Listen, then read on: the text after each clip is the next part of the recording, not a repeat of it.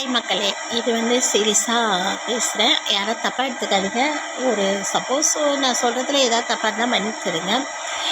நான் விஜய்க்காகவும் சப்போர்ட் பண்ணலை, நம்ம ஸ்டாலின் ஐயாக்காகவும் சப்போர்ட் பண்ண விரும்பலை. நான் யாருக்குமே, அதாவது கட்சின்ற யாருக்குமே நான் சப்போர்ட் பண்ண விரும்பலை. எனக்கு ரொம்ப பிடிச்சது எங்கள் அப்பா எனக்கு அப்போலேருந்தே சொல்லி கொடுத்து வளர்த்தது எம்ஜிஆர் மாமா ரொம்ப பிடிக்கும் எனக்கு. ஏன்னா எனக்கு அப்போலேருந்து எம்ஜிஆர் மாமா அவரை கூப்பிட்டு பழக்கம்.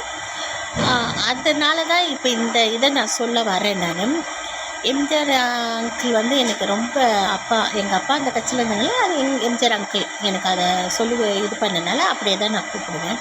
அங்கிள்ன்றது தப்பான வார்த்தை கிடையாது, முதல்ல அதை புரிஞ்சுக்கணும். அங்கிள்ன்றது ஒரு தாய் மாமனுக்கு சமம். அம்மா கூட பிறந்த அண்ணனோ தம்பியோ ஒரு தாய் மாமனுக்கு சமம்.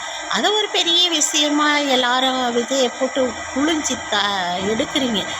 அது எனக்கு சரியாக தப்பாக தெரில.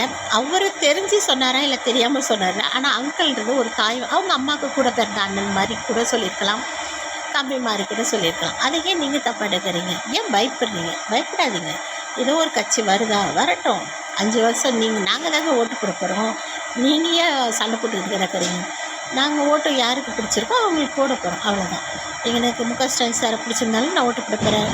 எம்ஜிஆர் இதில் எடப்பாடி சாரை பிடிச்சிருந்தாலும் நான் ஓட்டு போட போகிறேன். இல்லை விஜயகாந்த் சாரை பிடிச்சிருந்தாலும் நான் ஓட்டு போட போகிறேன்.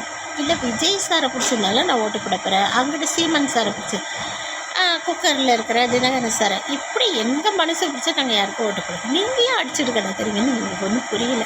ஓகே, நான் எதாவது தப்பாக சொல்லியிருந்தால் மன்னிச்சிருங்க. தாய்மாமன்ற உறவு தப்பான ஒரு பேச்சே கிடையாது.